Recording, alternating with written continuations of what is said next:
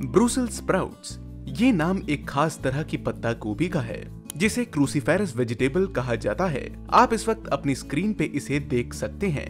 दोस्तों, अगर आप में से किसी ने आज से पहले इसे देखा या खाया हो तो हमें कमेंट्स में जरूर बताना। दोस्तों, ये देखने में बड़ी ही अटपटी किस्म की पत्ता गोभी होती है। यह गोभी कैबेज और ब्रोकली के परिवार से बहुत कम पाई जाने वाली सब्जियों में से एक है। यह हरे रंग के छोटे आकार के गोल गोल लड्डुओं की तरह नजर आती है। अपनी डाल पर ये स्प्राउट्स फूलों की तरह ज्यादा संख्या में उभरते हैं, जो कि देखने में छोटी छोटी पत्ता गोभी के जैसे लगते हैं। आमतौर पर इन ब्रुसेल्स स्प्राउट्स का वजन लगभग 10 ग्राम से लेकर 20 ग्राम तक का होता है। ब्रुसेल्स स्प्राउट्स खाने में मजेदार होते हैं और अधिक प्राकृतिक तत्वों से भरे होते हैं और इनका टेक्सचर डेंस और क्रिस्पी होता है।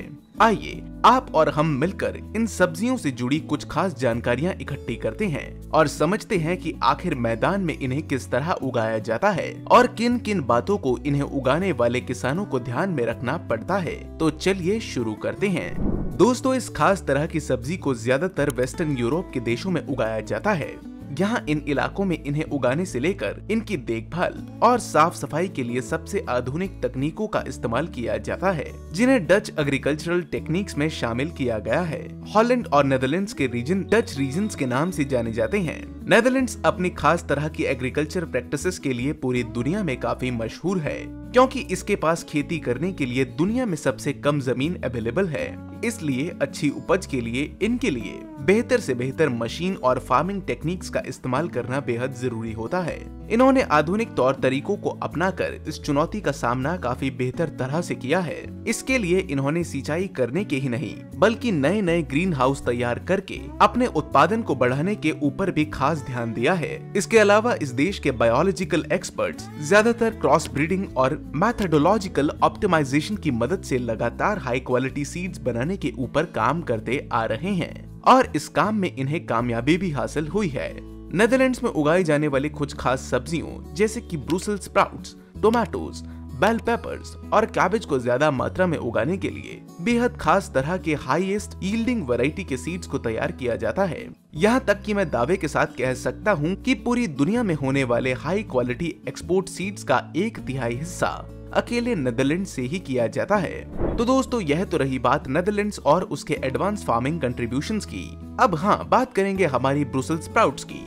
ये रहे इन स्प्राउट्स के बीज, जिन्हें फुल्ली ऑटोमेटेड मॉड्यूलर ट्रेज में रखा जाता है। इनके उगने की क्षमता को बेहतर बनाने के लिए यह टेक्निक्स इसमें जरूरी सिंथेटिक न्यूट्रिएंट्स भी मिलाती हैं। इसके बाद इन ट्रेज को पानी दिया जाता है और इन्हें अच्छी तरह से तैयार होने के लिए ग्रीन हाउस के अंदर रखा जाता है। यहाँ इन ग्रीन हाउस में इन ट्रेज को तब तक रखा जाता है जब तक कि यह सीडलिंग्स में विकसित नहीं हो जाते हैं और इन्हें विकसित होने में महज 2 से 3 हफ्तों का ही समय लगता है। यह देखिए, यह सीडलिंग्स कितनी अच्छी तरह से उगकर तैयार हो चुके हैं। अब बारी आती है इन्हें मेन फील्ड में ब्रुसेल्स स्प्राउट्स को उगाने की, जिसके लिए इन सभी को ग्रीन हाउस से बाहर ट्रांसपोर्ट किया जाता है। इसमें इन मॉडर्न टेक्निक्स का इस्तेमाल किया जाता है, जिसके लिए कन्वेयर सिस्टम से भेजते हुए इन सभी को बारी बारी इकट्ठा किया जाता है। नेदरलैंड्स के मैदानों में खेती के लिए मॉडर्न मशीन्स का इस्तेमाल ज्यादा किया जाता है। जरा आप भी देखिए किस तरह अच्छी तरह कल्टीवेट किए गए इस फार्मिंग लैंड के ऊपर ट्रैक्टर्स का इस्तेमाल किया जाता है। इन एडवांस्ड मशीनों की मदद से एक ही बारी में 8 अलग अलग रोज में सीडलिंग्स को लगाया जा सकता है। इन मैदानों में काम करती इन मशीनों को देखकर आप समझ ही चुके होंगे कि यह काम कितनी जल्दी निपटा दिया जाता है। इनके अच्छी तरह से उगने के लिए मिट्टी को ठीक तरह से तैयार करना बेहद जरूरी होता है। इसके लिए लूज और फ्रेजाइल सॉइल को चुना जाता है और इन सीडलिंग्स के बीच लगभग 10 सेंटीमीटर की दूरी रखी जाती है। इन्हें पानी देकर सिंचाई करने के लिए ड्रिप इरिगेशन सिस्टम का इस्तेमाल किया जाता है। हालांकि ब्रुसेल्स स्प्राउट्स काफी अच्छी क्वालिटी के कैबेज ब्रीड्स हैं और इनकी ग्रोथ भी काफी अच्छी होती है, लेकिन यह सब कई महीनों में इन्हें मिलने वाली देखभाल के ऊपर भी निर्भर करता है। यहाँ इन मैदानों में इन्हें लगातार पानी देने की जरूरत पड़ती है और इसके आसपास उगने वाले वीड्स को उखाड़कर इन्हें ज्यादा से ज्यादा पोषक तत्व लेने में इनकी हेल्प करनी पड़ती है। बहरहाल, लगभग 3 महीनों की देखभाल के बाद ये पौधे अच्छी तरह से उगकर तैयार हो जाते हैं और इनमें स्प्राउट्स भी निकलने लगते हैं। यह देखिए, इन खास पौधों को आप भी एक नजर मारिए। इन खास पौधों पर इनमें से हर एक पौधे के तकरीबन 20 स्प्राउट्स उगते हैं, जिनका आकार छोटा होता है। देखने में है सारे बिल्कुल मिनी कैबेज के जैसे नजर आते हैं। इस पूरे मैदान में दूर दूर तक फैले ये ब्रुसेल्स स्प्राउट्स हार्वेस्टिंग के लिए पूरी तरह तैयार हो चुके हैं, इसलिए अब बारी आती है इन्हें हार्वेस्ट करने की। दोस्तों इस काम को मशीन और वर्कर्स दोनों साथ मिलकर पूरा करते हैं। इस मॉडर्न हार्वेस्टर में खास तरह की सीट भी लगी होती है, जिसमें बैठकर फार्मर्स अपना काम करते चले जाते हैं।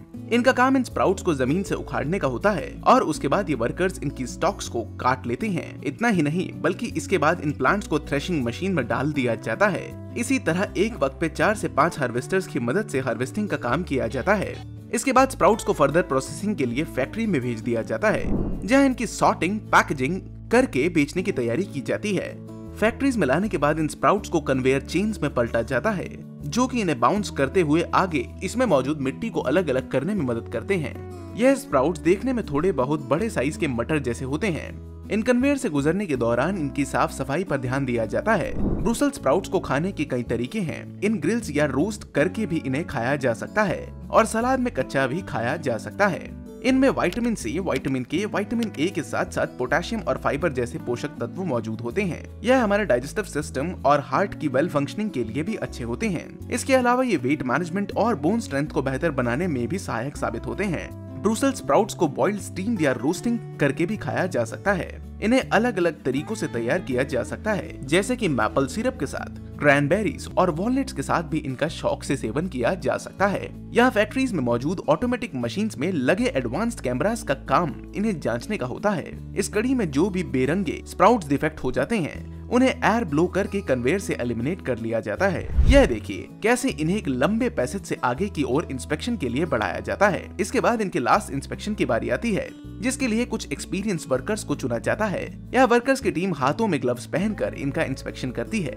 इसके लिए वर्कर्स इन स्प्राउट्स को अपने हाथों से उठाकर अच्छी तरह से चेक करते हैं। इस जांच पड़ताल के बाद स्प्राउट्स को आगे कन्वेयर ट्रेज में पलट दिया जाता है। यहाँ फैक्ट्री के अंदर इन स्प्राउट्स को 1-1 किलो के पैकेट्स के अंदर बंद किया जाता है। इसके बाद इन पैकेट्स में इनकी डेट, इसके वेट और न्यूट्रिशनल कंटेंट्स की लेबलिंग भी की जाती है।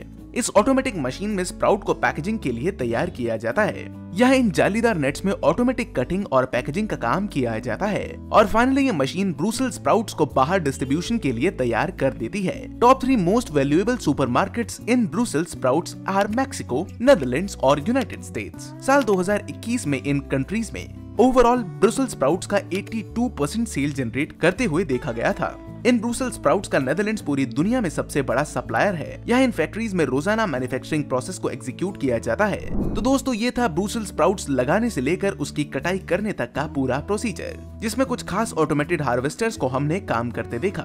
जिन ब्रुसेल्स स्प्राउट्स को एक जमाने में केवल बेल्जियम में उगाया जाता था, आज उन्हें चाइना, नेदरलैंड्स, यूनाइटेड किंगडम्स और यूनाइटेड स्टेट्स ऑफ अमेरिका में उगाया जा रहा है। दोस्तों आपने इसके बारे में पहली बार कहां और कब सुना? हमें कमेंट्स में अपना एक्सपीरियंस जरूर बताएं। बाकी उम्मीद करते हैं आपको हमारी आज की वीडियो पसंद आई होगी। अगर आई तो इसे एक लाइक जरूर करें। आगे भी फैक्ट्री और एग्रीकल्चर से जुड़ी वीडियोस को देखते रहने के लिए हमारे चैनल को सब्सक्राइब करना ना भूलें। हम जल्द ही मिलते हैं आपको ऐसी ही एक और शानदार वीडियो में। तब तक के लिए आप रखें ख्याल अपना और अपने परिवार का। Bye bye.